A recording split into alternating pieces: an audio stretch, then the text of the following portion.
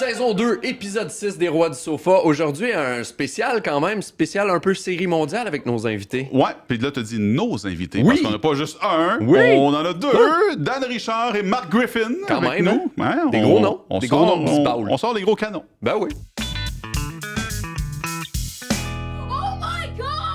Mais avant de parler de série mondiale, Michel, une réaction exagérée qui porte sur qui, quoi, où, comment? Beaucoup de questions, là. Je sais pas si j'ai toutes les réponses, mais ça porte sur les Canadiens. OK. Plus particulièrement sur un jeune joueur OK. qui n'est pas demi-doff. Non. Non, c'est Oliver Kapanen. Ah ouais. Oliver OK. Kapanen. Je suis agréablement surpris. Hein? Tu t'attendais pas à ça? Non. Ma réaction exagérée, c'est que Oliver Kapanen, d'ici 2030, va être l'équivalent de ce qu'était Tomáš Plekanec pour les Canadiens OK. dans le temps. OK, d'ici 2030, tu lui donnes un bon... c'est bon, ça? Un bon 5 ans. Ouais, ouais. Un bon 5 ans. D'ici 5 ans, présentement, il y a plus de 50% des mises au jeu gagnées. Il y a 51% à l'heure où on se parle, à peu près là, 50-ish. Fait que, tu sais, il est loin d'être dominé au cercle des mises au jeu. Non. Puis il est tout jeune, il a 22 ans. Ouais. Fait que, d'après moi, là, il peut très, très bien se modeler pour être l'équivalent du centre fiable qui est capable de produire à l'attaque. Parce que là, il est parmi les meilleurs recrues de la Ligue. Oui, il est aidé par Demidoff, on s'entend. Ouais, ouais. Il est aidé par Newhook aussi, qui est le vétéran, qui peut donner une petite pause au centre, à l'aile et tout. Fait que, d'après moi, là, Oliver Kapanen, c'est le gars qui va être utile aux Canadiens d'ici 5 ans. J'aime ça. Ouais. C'est pas... c'est pas fou. C'est pas fou. Je vais même te rajouter. Oh, vas-y. Dirais-tu qu'il pourrait devenir le Jordan Staal des Canadiens? Tu sais, quand les Pingouins là, sont devenus une puissance, là, il y avait un trio... troisième trio piloté par Jordan Staal, puis il avait son apport offensif, mais il était capable d'être très fiable défensivement. Si jamais il devient l'équivalent de ce que Jordan Staal était avec les Pingouins, les Canadiens sont en voiture. Ah, puis ils vont avoir une ou deux Coupes Stanley, là. Ouais, au moins une. Mais, tu sais, avant de parler de Coupe Stanley, parlons de l'utilité. D'habitude, c'est moi qui pèse sur le gaz. C'est ça. Là. Depuis quand c'est moi qui se projette? C'est moi qui dis « OK, let's go! » là. Non, attends. Mais, tu sais, je pense que... Tu dis, ça va être qui le deuxième centre des Canadiens? Là? Si on se pose la question, il faut qu'il aille chercher quelqu'un. Ouais. C'est peut-être Oliver Kapanen, le deuxième centre des Canadiens. Ça, je suis pas d'accord. Pas présentement. Ouais, non. D'ici Non, quelques... je suis pas d'accord. Tu avoir Pavel Zaka, genre, Non, ou Oliver non. Kapanen. Ben non, ben, ça, je comprends. Mais pour moi, c'est 2 troisième centres. Tu sais, dans le sens où, si tu peux avoir... On nomme plein de noms, là, mais tu sais, le nom qui revient le plus souvent, c'est Sidney Crosby. Lui, ça devient un premier ou un deuxième centre. Si tu peux avoir... Pour moi... Michael Age va être plus un deuxième centre qu'Oliver Kapanen peut l'être. Ça serait la logique des choses. Oui. Fait que, tu sais, ça se peut que je sois agréablement surpris. Ça se peut que tout le monde soit agréablement surpris que Oliver Kapanen devienne un jour un deuxième centre parce qu'il y a un aspect offensif aussi à son jeu. Mais... pour moi, il n'y a pas assez d'aspect offensif à son jeu pour être un deuxième centre. S'il te pète un 40-50 points, là, saison recrue, là, à jouer juste à 5 contre 5, pas en powerplay. Je comprends. On pourrait s'en reparler, mais là, ça, c'est ta réaction exagérée. Oliver Kapanen va être le deuxième centre, selon Michel, d'ici 2030. D'ici 2030. Pas tout de suite, d'ici 2030. D'ici 2030, il y a le temps d'en avoir des espoirs ou d'autres joueurs qui vont équiper la chaise de deuxième centre. On verra. Toi, c'est quoi ta réaction exagérée? Baseball, encore une fois, Ben oui. je reviens à la Série mondiale, mais pas tant à la Série mondiale que ça, plus aux Blue Jays. Parce que selon moi, Vladimir Guerrero Jr. va être le meilleur joueur de l'histoire des Blue Jays à la fin de sa carrière avec les Blue Jays. Oh! Ouais. Il y en a eu des bons joueurs. Il y en a eu des bons joueurs. T'sais, on peut penser à énormément les Joey Bautista, les Edwin Encarnacion. Ouais, même dans le temps, là, John Olerud au premier but, je suis un peu plus vieux. Là. C'était un grand Chico qui frappait des coups sûrs à pleine tête partout. Les deux grands noms, à part ce qu'on... Joe Carter. Oui, Joe Carter, il est surtout connu pour son gros circuit. Ouais, il a fait son circuit. Il a marqué l'histoire des Blue Jays. Mais de là à dire que c'est le meilleur joueur qui a appartenu... qui a joué avec les Blue Jays pendant son temps avec les Blue Jays, je dirais pas ça. Par contre, dans ces années-là, il y avait un certain Roberto Alomar. Qui a gagné, lui, en 2 séries mondiales avec Joe Carter, qui était très, très bon niveau statistique. Tu sais, il y a ces 2 séries mondiales. Niveau au bâton, c'était pas le plus grand, c'était pas le gars qui cognait des gros circuits, mais qui se rendait, sa moyenne de présence sur les buts, là, il se rendait souvent dans sur le les temps, buts. quand tu cognais 30 circuits, t'étais un dieu. Ouais, mais lui, dans tu ce sais, temps-là. en série, c'était plus du 2 circuits, là, tu sais. Mais là, on parle en série, pas en saison. Mais c'est ça, en saison, dans toute sa carrière de 5 saisons, il y a 55 circuits. Tu sais, c'est pas un gros cogneur, Non. mais quand même, tu sais, il y a un bâton d'argent, mais lui, il était là pour sa défense. Il y a 5 gants d'or en 5 ans avec les Blue Jays. Fait que là, lui, c'est le plus grand, selon moi, à ce moment, c'est le plus grand joueur. OK. C'est la cible pour Vladimir Guerrero. L'autre, c'est Carlos Delgado. Carlos Ah, Delgado, oui. qui a, lui, passé très Ah, longtemps oui, de sa Carlos. carrière avec les Blue Jays et qui a le plus de points produits, Ben oui. qui a le plus de circuits que, C'était une menace. dans l'histoire. Le problème, c'est qu'il est jamais allé en série. Ouais. Tu sais, les Blue Jays, là, avant les dernières années, là, puis le 2015, puis cette année, c'était moribond pendant longtemps. Là. Oui, mais après 1993, leur deuxième série mondiale, il n'y a rien eu pendant très, très, très longtemps. Alors, tu sais, Vlad, il n'est pas nécessairement là encore. Un peu comme toi qui se projette jusqu'en 2030, là, mais Vlad, il y a 7 saisons en ce moment avec les Jays, puis il y a 183 circuits, 591 points produits, puis une bonne moyenne. Mais là où il pourrait aller chercher encore plus, c'est en série. On vient de le voir en série, là, à quel point il a levé son jeu d'un cran. Si c'était pas de Ernie Clement, qui a 30 coups sûrs, qui est un sommet pour les séries, lui, il égalait Randy Arozarena. Il a fait beaucoup de circuits, il a fait des beaux jeux défensifs. Ah, ouais, c'était fou, Il y a là. un gant d'or aussi. Fait que, selon moi, à la fin de sa carrière avec les Jays, Vladimir Guerrero Jr. va avoir été le meilleur joueur à passer avec l'organisation.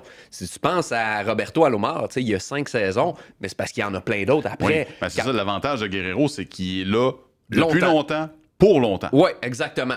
Puis si, là, j'entends beaucoup de monde crier à travers leurs écrans, Roy Halladay. Ouais. Roy Halladay, Oui. je suis d'accord, Oui. mais c'est difficile C'est de pas dire... comparer un lanceur Ouais. à un joueur Ouais. de champ ou un joueur de C'est position. ça, un joueur de position, c'est un petit peu plus Ouais. difficile, mais pour c'est le, vrai pour le qu'il fouguer y de a... lanceur, Roy Halladay, oui. Oui, il y a un Cy Young, il a Ouais. été dominant avec les Jays. Ah, là, il y a Savage peut-être, là. On sait pas. Oui, bah là. On Ça sait sera, pas. ça sera une autre réaction exagérée, il y a Savage. Sur nos sofas, on a Daniel Richard et Mark Griffin. Les gars, il y a quelques secondes à peine, JC disait que Vlad Guerrero allait être le meilleur joueur de l'histoire des Blue Jays à la fin de sa carrière avec les Blue Jays. Pensez quoi de ça? Pourquoi vous autres? j'ai tort? Ben, en fait, je pense pas que tu vas avoir tort, Ouais. bien honnêtement, mais tu sais, écoute, t'es tellement bien parti, il y a Ouais. juste 26 ans, c'est ça.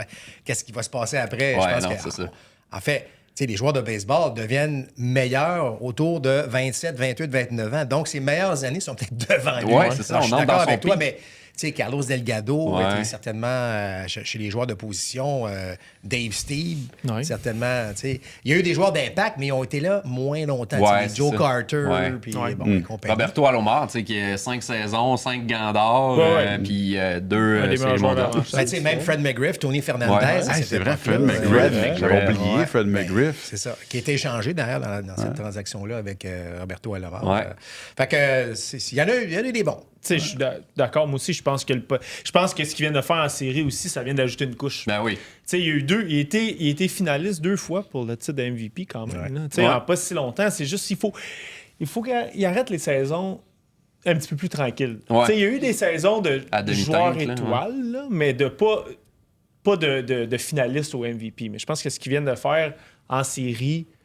Écoute, je pense qu'il frappait pour 400 jusqu'au 6e match. Là. Dans les séries, tu affrontes des partants numéro 1 Ouais. partants numéro 2. Mais les Jays, ils ont eu surtout des bons joueurs de position. Ils ont eu des grands lanceurs. Roy Halladay, Ouais. c'était un des meilleurs Ouais, lanceurs de sa ouais. génération. Puis ils ont eu Roger Clemens aussi. Oh, ben non!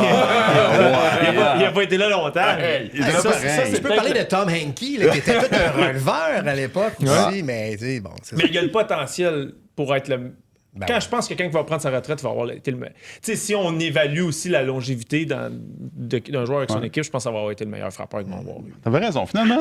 T'as raison. Les experts qui étaient à la Série mondiale, qui étaient Chez nous. qui étaient chez vous à regarder la Série mondiale. Mais qui a déjà été à la Série mondiale quelques fois. Écoute, je peux pas me plaindre. J'avais couvert les 13 des 15 dernières. C'est la COVID. Et bon, ben. Mais écoute, c'était quand même celle-là que j'aurais aimé faire. Mais voilà, c'est ça qui est ça. Le hasard a mal fait des choses. Mais Dan, toi, tu étais sur le terrain, t'as déjà une panoplie d'anecdotes que t'as mentionnées, mais je veux qu'on en parle un peu. T'as failli recevoir une fausse balle. C'était ça, j'avoue que j'avais hâte que le live soit passé pour que je m'en aille de Les là. dangers du métier. C'est que j'ai installé... Tu sais, Marc m'avait prévenu avant que j'y aille, installe tes affaires de bonheur parce qu'il y a des journalistes, là.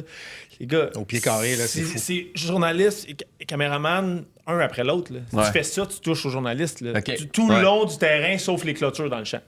Fait que moi, je vois un journaliste de Marc-Antoine Godin de Radio-Canada, puis son caméraman. Fait que je me mets à jaser avec eux.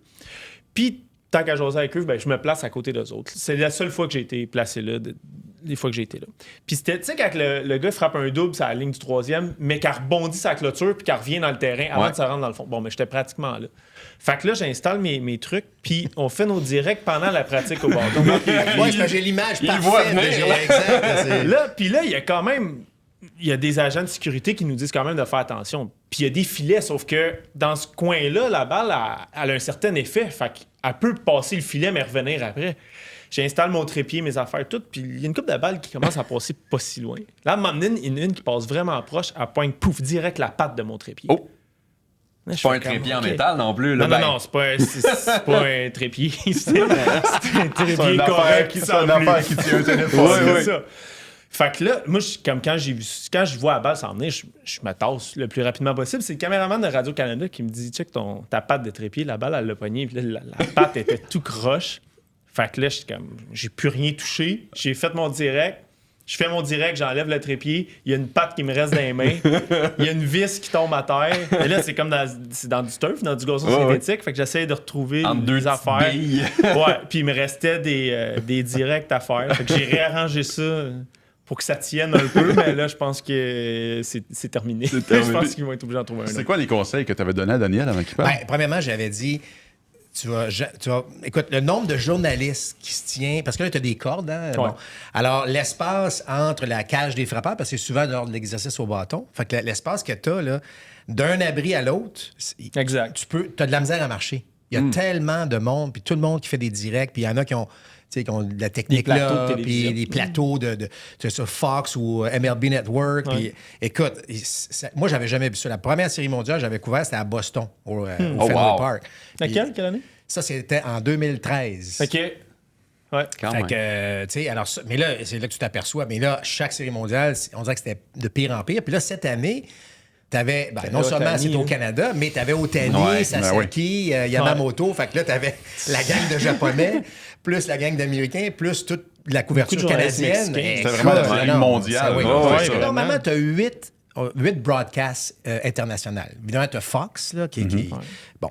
Mais après ça, tu as vu certainement, tu as Fox espagnol, Ouais, tu as les Japonais, tu as des Sportsnet. Coréens souvent qui viennent, Sportsnet, bon, tu as les réseaux francophones. Donc, tu en as 8 normalement. Alors, puis les autres, ils construisent une galerie de presse auxiliaire qui n'a pas en saison régulière parce que... Ah ouais? Ben oui, parce que Ouais. les galeries de presse, même si tu as des stades plus modernes, tu sais, il n'y a pas 9 studios ou 10 studios parce que... Mais tu construis ça où? On alors, construit ça en haut. il y en a qui ont... ouais. Dépendamment des stades. Ouais. Moi, écoute, le Dodger Stadium, c'était fait en plywood, là. Tu t'arrives ça, là-dedans, pour vrai? c'était un studio en Ah, plywood. ouais. Oui, absolument.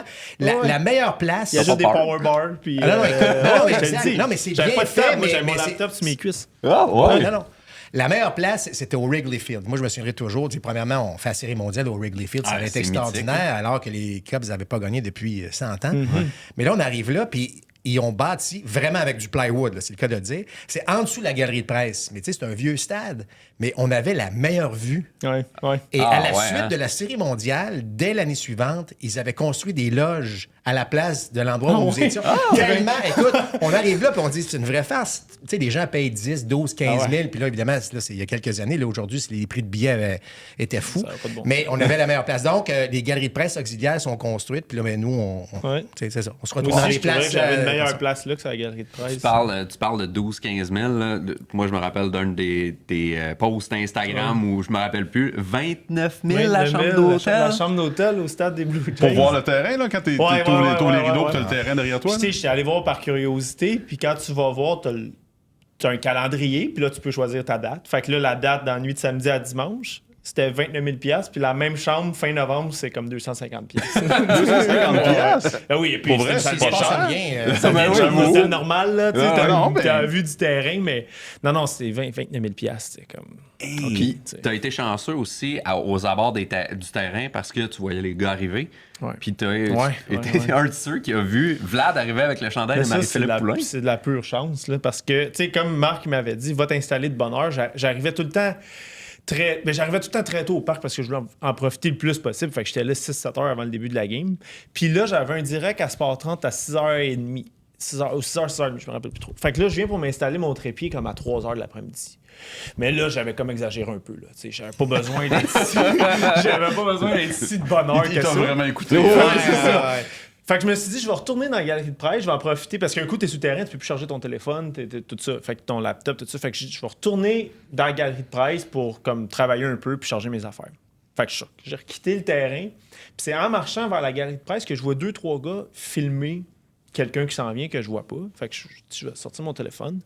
Puis en sortant mon téléphone, je vois Vlad qui arrive, qui marche tout seul, puis il arrive face à moi, en dessous des gradins. Là, fait que là, je vois que le chandail de Hockey Canada. Fait que là, je fais comme, OK, faut que j'aille le film, mais là, j'ai pas grand temps parce qu'après, il disparaît dans le rideau. Fait que mon vidéo, j'ai choqué, là. Le vidéo, mais honnêtement, j'avais 3-4 secondes. Fait que j'ai pas eu le temps de faire une vidéo qui était convenable, mais au moins, tu sais, je savais même pas qu'il y avait le chandail de Marie-Philippe Poulin parce qu'il était de face à moi. Mais au moins, j'ai pu prendre une capture d'écran du vidéo. Puis là, je savais aussi que c'était des caméramans qui étaient là. Puis honnêtement, il y en avait 2 ou 3.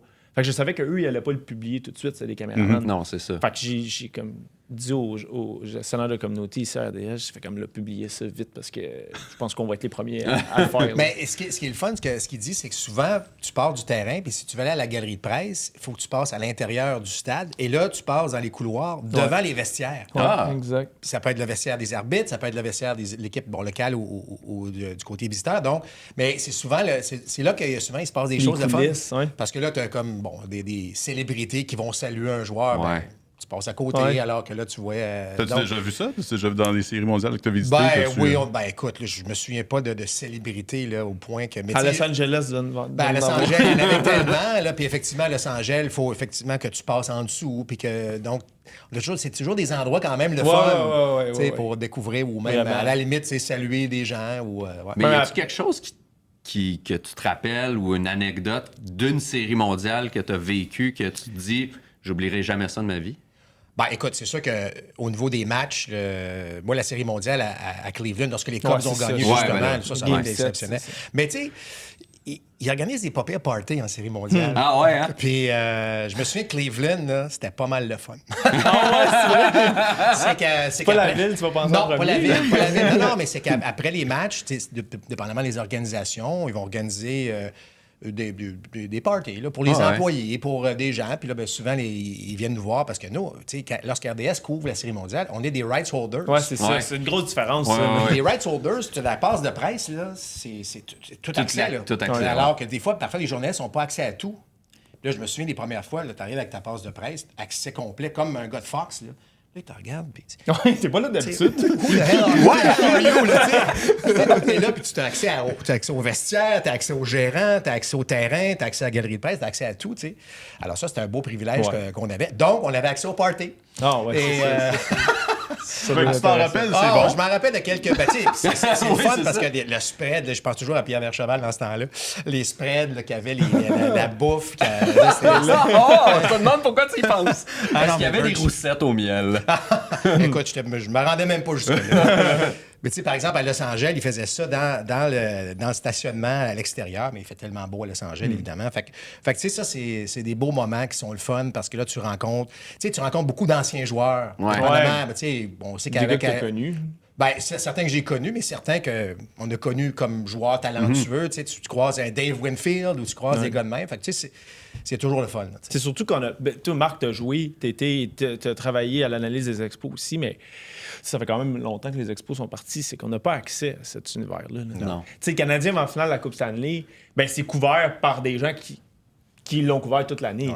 Tu sais, moi, j'ai vraiment eu l'impression que, même si j'allais là pour travailler, j'avais l'impression que j'avais gagné un tirage. Ouais. Tu sais, vu que j'appartiens pas à ce monde-là, je veux dire, moi, je suis un maniaque de baseball, je suis le baseball pour RDS, mais sans équipe professionnelle ici. Puis là, tu sais, j'avais vraiment l'impression que j'avais gagné un tirage qu'on m'avait droppé sur une autre planète. Mais que y a- là, je pouvais comme regarder tout ça. Y a-tu un moment, justement, que t'as fait. Tu ça réalises n'a pas ou- rapport, là. Tu sais, Ouais, ben, tu sais, j'avais déjà eu la chance quand même 2 fois d'aller couvrir Abraham Taureau. Tu sais, fait que, j'avais déjà vu un peu comme, tu sais, à quoi ça ressemblait puis tout, mais tu sais, l'accès, là, l'accès, c'est tellement, on a tellement beaucoup d'accès. Puis moi, d'être sur le terrain, tu sais, Vladimir Guerrero, là, il pouvait frapper des balles dans la cage des frappeurs. Il était 10 pieds en avant de moi. Là. Tu sais, j'y crie après, il m'entend. là. puis juste, tu sais, quand t'es un maniaque de baseball, Marc, je dois dire dans ma affaire, tu deviens fou des petits détails. Tu deviens fou d'un joueur d'haricot puis d'un joueur de deuxième but qui fait des doubles jeux ensemble. Là. Même si pour eux, c'est la routine. Là. Fait que d'être aussi près d'eux, tu sais, c'est comme à regarder un spectacle de musique. Tu sais, d'être aussi près d'eux puis de voir le joueur d'haricot puis le joueur de deuxième but qui peuvent virer les doubles jeux ensemble puis qui peuvent le faire jusqu'à demain matin puis qui feront pas d'erreur. Tu sais, ça, c'est... Même si j'avais déjà eu la chance de voir ça, c'est impressionnant. Tu sais, c'est vraiment impressionnant. Mais tu sais, moi, j'ai eu la chance. C'est Dino Ebel, qui est l'instructeur au 3e chez les Dodgers. Co-chambreur à moi, on s'écrit Ah, à ouais, toutes Le les gars de années. la barbe, là?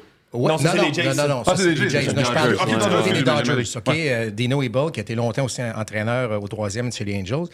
Et là, ça fait quelques années qu'il est avec les Dodgers. Grand ami à moi, tu sais. Alors, l'année passée, lorsque les Dodgers ont gagné la Série mondiale, j'ai pas... Bon, t'es allé sur le terrain après, mais imagine-toi si ça avait été les Jays qui avaient gagné. Mais, tu sais... Il me dit des choses le fun, tu sais, des petites affaires. Je me souviens aussi, d'ailleurs, Tom Goodwin, qui était un instructeur aussi à l'époque avec les Red Sox. À un moment donné, il fallait que je fasse un direct avec RDS. Puis là, j'ai pas de place au Fenway Park. Il dit, va-t'en dans l'abri. Hein? Non. Va-t'en dans l'abri. Oh, il dit, va-t'en dans l'abri ici. Puis je descends dans l'abri, personne ne me dit rien. Puis moi, je suis avec ma caméra. C'est comme, fou, là. Puis là, ben, il dit, bon, ouais, fais ça. Il n'y a personne qui va rien dire. Mais là, tous les journalistes me regardaient. Comment ça que lui, il peut aller là? Mais c'est parce que, tu sais, bon. Fait que là, je vieillis un peu. Il y a de moins en moins de gars qui sont encore dans la maison. Là, ils sont rendus au 2e étage. Mais ça reste que ça, c'est le fun des petits privilèges comme ça, de connaître des gars avec qui j'ai joué au croisé au cours de ma carrière. Fait que, tu sais, moi, Dan, je comprends ce que tu as dit tantôt, puis tu as raison. Ma première série mondiale, c'était du bonbon. Là. C'est comme, c'est quoi cette affaire? C'est bien extraordinaire. Puis là, ben, je trouve que, tu sais, je fais partie de la gang. Ouais, À cette heure-là, tu sais, je peux ça doit partir, être le fun aussi, là. sauf cette année. Regardez ce bout-là. Ah, mais ça, justement, là, tu dis cette année, mais l'année prochaine, est-ce qu'on va revivre ça, vous pensez? Les Jays en série mondiale, ça se pourrait-tu encore? Ils ont une équipe. Écoute, Ça c'est dépend sûr, de Beau. ça dépend Ouais. de beaucoup de choses. Mais oui, c'est possible, parce que quand même, le cœur de l'équipe reste. Puis tu sais, quand tu y as goûté, moi, je compare ça un petit peu aux Royals de Kansas City. OK, ouais. En 2014, ils avaient perdu Ouais. contre les Les Giants. Giants. Ils sont revenus la gagner en 2015 L'année contre les d'après. Mets. Il y avait Bon une bonne point. équipe, il y avait des... tu sais, alors, il y a un potentiel. Certes, Beau Bichette, c'est important. Ouais. Est-ce que Beau Bichette...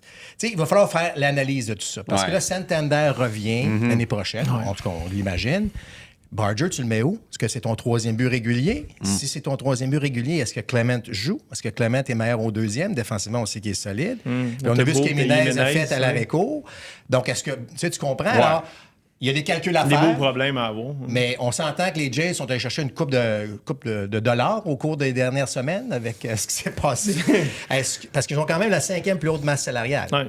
Fait que est-ce qu'on dépense encore un peu pour garder un Bichette ou on dépense pour aller chercher un autre lanceur partant, même si Yacevic peut être là toute la saison. Fait qu'il faut l'analyser dans son ensemble. Tout Mais ça, c'est des beaux problèmes parce que gagner, ça attire les joueurs aussi. Ouais. Tu sais, il n'y a pas si longtemps, Toronto, c'était pas si attrayant pour les joueurs. Après la Série mondiale de 1993, c'est un désert. Là. Ouais, mais dans les dernières années, Springer est arrivé, Santander a signé, Gossman s'est signé comme agent libre aussi. Tu sais, son talent cherché. Puis ajouter à ça, Dan, je ne vais pas t'interrompre, mais ton point est très, très bon, mais ajoute à ça aussi, combien de fois tu as entendu le commentaire hey, « Ici, c'est tissé serré. On aime ça. » Tu sais, Max Scherzer qui dit « Moi, j'ai 41 ans. C'est ces gars-là qui m'ont redonné le goût à jouer au baseball. » Ça s'entend à travers la Ligue, ça. Là. C'est sûr que là, tu dis, écoute, c'est spécial ce qui se passe à Toronto. Puis il n'y a pas un joueur qui quitte les Jays qui disent hey, cette organisation-là est tout croche. Personne ne dit ça, c'est au contraire. Puis ils font le petit extra pour traiter des familles. Les joueurs qui arrivent, les Springer de ce monde, puis les Bassett qui arrivent de l'extérieur, ils disent beaucoup été noté dans les derniers jours. Ils disent crime, ils disent quand on arrive là, tu sais. Parce que les joueurs américains arrivent à un autre pays, ça va être quoi? Ça va être ça pour ma famille. Fait que les Blue Jays, exact. Fait que les Blue Jays font le petit extra pour essayer d'en faire un petit peu plus. Puis là, les joueurs, Colin. Parce que là, ils s'en vont ailleurs, mais ils n'ont pas ce traitement-là. Puis en plus, ils voient que tout le Canada était derrière les Jays. C'est vrai, t'as pas un État derrière une équipe, t'as un pays. C'est quand tu t'en vas jouer à Seattle là, que tu réalises que... C'est un gars qui arrive avec les Blue Jays, puis tu t'en vas à Seattle, tu fais comme, mais qu'est-ce que c'est ça?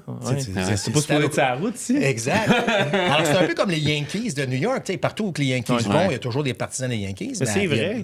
C'est vrai que tu dis, c'est un pays qui est... Tu sais, c'est pas galvaudé. Là. Je veux dire, au Québec, là, le dernier mois, là, c'était Blue Jays partout. Depuis que les Expos sont partis, on est même pas proche. Puis Marc, tu te fais parler. Combien de fois tu as dû te faire parler des Blue Jays dans le dernier mois? Ah non, moi, j'avais pas vu ça. J'avais pas vu ça. Même en 2015-2016, alors que les Jays avaient fait leur poussée en série de championnat, ça avait vraiment popularisé le baseball. Mais là, on s'est rendu jusqu'en série mondiale. Là, on est ailleurs. Je te l'ai dans les Maritimes cet été. Les Blue Jays étaient dans la course. Ils disaient résultat des matchs des Jays à l'île du Prince-Édouard. J'étais comme... Je trouvais ça spécial, mais je comprends en même temps pourquoi. Oui, puis tu sais, je veux dire, il y a beaucoup de Québécois ici que, ne serait-ce que parce que c'est une équipe de Toronto, ils partent avec deux prises. Puis, tu sais, le Canadien jouait samedi, puis j'ai l'impression que le Canadien, c'est rare, là, mais que le Canadien, pour que le Canadien passe deuxième devant une équipe de l'Ontario, de hockey, qui est le sport national ici, puis moi, j'en viens pas le nombre de personnes qui m'ont écrit que ça faisait longtemps que j'avais pas entendu parler d'eux autres sur les Blue Jays. Là. Vraiment, ça m'a vraiment impressionné. Puis, oui, on aurait tous aimé ça que les Blue Jays gagnent, mais combien de petits gars ou de petites filles vont s'inscrire au baseball juste à cause du dernier mois? Juste à cause de ce qu'ils ont vu dans le dernier mois, écouter ça avec leurs parents. Mais j'ai toujours cru, moi, Dan, que... On est une province de baseball. Je sais que les expos, puis ils sont partis, puis il n'y avait plus de monde, puis le contexte, puis ironiquement, il y a eu le fameux documentaire qui a tué les expos en même temps. Là. Mais je suis content qu'on fasse revivre ça. Puis combien de fois tu as dû te faire dire aussi, Dan, que j'ai arrêté de suivre le baseball, mais là, j'ai repris goût à ça. C'est le fun d'entendre. Je veux juste qu'on termine sur une affaire. Will Smith, 6 fois de suite, champion des séries mondiales. 6 fois de suite? Ça fait 6 fois de suite qu'il gagne la série mondiale. Will Smith avec des S à Will. Ah, OK. Plusieurs mais, Will Smith. Vous savez quelque chose? Quel numéro porte Will Smith avec les Dodgers? 11? 16. 16? Quel numéro portait Rick Monday? Ah, c'est vrai? Ah ouais? Pas numéro 16. 16. Ouais, ça, il y en a. Ça, les numéros 16 sont venus hanter les équipes canadiennes avec des coups de circuit opportuns, disons, dans les dernières années. C'est le Rick Monday. C'est le Rick Monday? Ouais, c'est le Rick Monday. Alors, les deux portaient le 16. Ouais, ça fait mal. Ça. Fait que si 16 est votre chiffre préféré, puis vous êtes amateur des Expos ou des Blue Jays, ben... Changez de chiffre. Ouais, c'est ça. Nouvelle insolite, ça a rapport encore avec du baseball. Toujours la série mondiale parce que le match numéro 7, il est passé à l'histoire. C'était une des séries mondiales les plus intéressantes, mais le match numéro 7 en tant que tel était intéressant. Ben, il y a une nouvelle insolite qui est sortie de là, mon Michel. Il y a un père et son fils qui ont attrapé 2 circuits des Dodgers durant ce match-là, et pas n'importe lesquels. T'as John et Matthew Bain. John étant le papa, Matthew étant le fils. Les deux se rendent au match, regardent, sont dans la section des circuits. En 9e manche, Miguel Rojas Ouais. qui te catapulte ça. Lui, il a relancé la balle sur le terrain. Non, Ah, c'est pas ça? il a pas relancé la balle sur le terrain. Il y avait une balle dans ses poches. Ben non! Oui, et il a gardé la balle du circuit de Rojas, puis il a repris la balle dans ses poches, puis il l'a relancée. Ben voyons donc. C'est ce Quel que tout le snoro! monde pensait. Oui, c'est ce que tout le monde pensait. Et bien, puis ça, juste en soi, c'est quand même assez insolite. Mais en 11e manche, Will Smith frappe un circuit et c'est son fils qui l'a attrapé la balle. Et non, il l'a pas relancé, si bien que le papa veut vendre les 2 balles aux Ben, Dodgers. je comprends. Hey, mais c'est quoi le Les hasard? chances, hein? Les C'est deux? quoi les chances? Voyons Les donc. 2, puis là, la balle de Rojas, il veut 1 million de dollars pour, et la balle de Smith, il veut 1,5 million pour. Donc, c'est payant aller voir les Blue Jays. Ça se pourrait qu'il n'y ait pas ce prix-là, mais il va avoir quand même une coupe Il de va quand même centaines de rentrer mille. dans son argent. Ah, il a payé ses billets. Même ses billets coûtaient cher. Oui, il va rembourser ses billets. Toi aussi, baseball. Oui, moi aussi, baseball. Je te parle des Padres. Oh, des Padres. Les Padres qui se cherchent un coach. Ils cherchent un gérant. OK. Parce que leur gérant a décidé de prendre sa retraite comme ça, out of the blue. Sérieux. Ah ouais, hein? Ils ont fait comme, OK, pourquoi? Moi, je m'en vais. Bon, ben, fait que là, il faut qu'ils trouvent quelqu'un. Ils ont passé en entrevue Albert Pujols. Ah ouais. Albert Pujols, qui n'a aucune expérience Ben comme oui. gérant, qui a été gérant à la Classique mondiale de baseball, mais dans une ligue mineure quelconque, mais officiellement, il n'y a vraiment jamais d'expérience Il y a en tant beaucoup que gérant. d'anciens joueurs qui deviennent gérants. C'est ça. Même s'il n'y a pas d'expérience en tant que gérant, il connaît le baseball, Ouais. on s'entend. Mais les Padres ont passé en entrevue Albert Pujols pendant combien de temps, tu penses? 20-30 minutes. 9h30. Quoi? Quoi? Excusez-moi. 9h30! 9h30! 9h30 d'entrevue avec Albert Pujols. Rendu là, tu peux te clencher une game de risque. Tu peux jouer à risque, Wow. finir la game au complet, Wow. partir une game de Monopoly après, puis la finir aussi. Là. Tu domines tout le continent de l'Europe. Puis, Genre. Fait que 9h30 d'entrevue. 9h30. Puis ce qui est weird, là, c'est qu'Albert Pujols devait travailler sur le broadcast d'une game de la Série mondiale. Mais il n'a pas pu se rendre. Parce que l'entrevue s'est finie trop tard. Il n'a pas pu prendre la route pour se rendre à Los Angeles. C'est incroyable. Mais il se passe quoi pendant 9h30 d'entrevue? Je sais pas, là. Comment ça marche, me donc, D'après pour... moi, ils se sont claqués une coupe de MLB de show, là, tu sais. Mais pour- Si tu me bats, t'as le poste. Mais mettons, pour aller aux toilettes, tu fais comme... Hey, attends, faut que j'aille aux toilettes, là, tu y vas, puis là, tu textes à blonde, hey, regarde. C'est pas fini encore, là. Attends-moi pas pour souper. Attends-moi pas pour dîner, attends-moi pas pour souper. Mais ce qui est bizarre, c'est qu'à l'heure où on se parle, ils ont pas donné à job. Après 9h30 d'entrevue, t'es pas décidé. Écoute, Ça prend quoi? tu penses que ça a fini avec « As-tu des questions pour nous? Je sais pas. Mais d'après moi, ici, on dit ça, il a fait non, pas de question, je vais avoir Non, raison. non, ça 9h30 d'entrevue, Ça sans a donner pas de à bon job. sens. Fait que peut-être qu'Albert Pujols va être avec les Padres. All right. Peut-être, mais on va voir. Un de tes sujets préférés, c'est la bouffe. Oui. Les hot dogs. Ben oui, arrête. Donc, ton héros, c'est Joey Chestnut. Ben oui. Est-ce que tu connais iShowSpeed? Oui, YouTuber professionnel. Effectivement. Ben, iShowSpeed a une série YouTube qui est Speed Goes Pro. Donc, il Il avait fait ça s'entraîne... avec Cole Caulfield, je pense, Ouais, il y a un an ou deux. Là. ça, il a fait ça avec Tom Brady, il a fait ça. Eh ben, il est rendu au hot dog. Speed Goes Pro. Fait qu'il a été avec Joey Chestnut, il a fait son but, battre Joey Chestnut dans une compétition de mangeurs de hot dog. Ben non. Spoiler alert, il l'a pas battu. Là. Mais, par contre, il s'est donné des chances parce qu'il a fait des mini-défis avant qui ont fait en sorte qu'il y avait plus de temps que Chestnut pour manger ses hot dogs. Ah, OK. Fait qu'au lieu d'avoir 10 minutes, il y avait genre 13. Exact. là. Mais c'est, dans le fond, au lieu d'avoir... lui, il a eu 3 minutes, puis Chestnut en a eu 1. OK. Combien de hot dogs en 3 minutes pour Speed? Je vais être généreux. 9. 5. Combien de hot dogs pour Joey Chestnut en 1 Une minute? minute? Selon les statistiques dont je me souviens, il est capable d'en manger 11 à la minute. Fait que 11? 11 pile! J'haïs ça! Pourquoi je me rappelle de ça? Pourquoi tu sais ça? Bref, on risque de ne pas voir iShowSpeed à Coney Island un 4 juillet. En même temps, je suis impressionné puis déçu de mon cerveau. Écoute, tu sais, Eh le oui. nombre de minutes... Ouais, 10,8 à la minute la dernière fois à Coney Island. Mon cerveau se rappelle l'affaire bizarre, mais c'est fait de même. Ouais. Hey, moi, je te finissais en te parlant de la femme d'Ilya Kovalchuk. Ça Ok. sort un peu de nulle part, là. Ok. Mais Nicole Kovalchuk OK. a réussi à grimper les plus hautes montagnes du monde. Ah ouais. Elle est devenue la première femme de nationalité russe et américaine à faire le tout. Elle a monté les 14 montagnes de plus de 8000 mètres, puis Wow. les 7 plus hauts sommets de chaque continent. Hein? Damn. Elle est solide, là. Puis, bonus, elle a skié jusqu'au pôle Sud. Elle est capable. Elle s'est dit, bah, je vais aller faire un tour au pôle Sud en ski. Ouais. Bravo. Aïe, aïe. Ouais. Fait que finalement, si tu. Un débat à voir, si tu elle ou il y a l'athlète, le meilleur athlète de la famille? C'est elle. L'événement est incroyable! Que vas-tu regarder de ton magnifique sofa, mon cher JC? C'est rare que cette saison, on ne regarde pas de match des Canadiens. Mais Arrive jamais. pour se donner encore plus de motivation, mon mec, Ouais. Canadiens Devils jeudi à 19h. Les Canadiens, une des meilleures formations, première dans l'Atlantique. Ouais. Les Devils, première dans la métropolitaine, une des meilleures formations. Donc, Jack Hughes en mission. C'est vrai. Cole Caulfield en mission. Jasper Bratt en mission. Nick Suzuki en mission. Il y a beaucoup de missions, hein? Il y a beaucoup de missions, mais ça risque d'être le fun parce que c'est deux équipes qui font partie des meilleurs buteuses. Ouais, productrice de buts. Ils marquent beaucoup de buts. Surtout que tu l'as dit lors du dernier épisode, selon toi, les Devils. Oui. Aspirant Coupe à la Coupe Stanley. Stanley. Ouais. Aspirant à la Coupe Stanley. Je maintiens. Je Ok. maintiens. Ok, on va Donc, voir ça.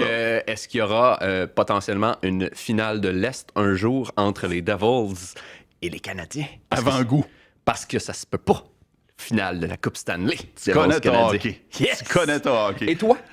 Moi, dimanche après-midi, 14h à RDS, match retour des Roses de Montréal oui. contre AFC Toronto.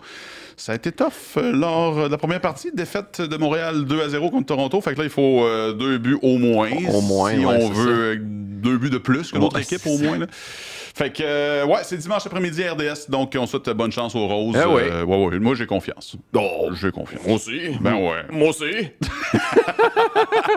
Mais j'ai confiance en vous qui nous regardez et nous écoutez sur toutes vos plateformes préférées. Ben oui, laissez-nous des commentaires sur toutes vos plateformes préférées. Même s'il n'y a pas de commentaires, envoyez-nous des lettres.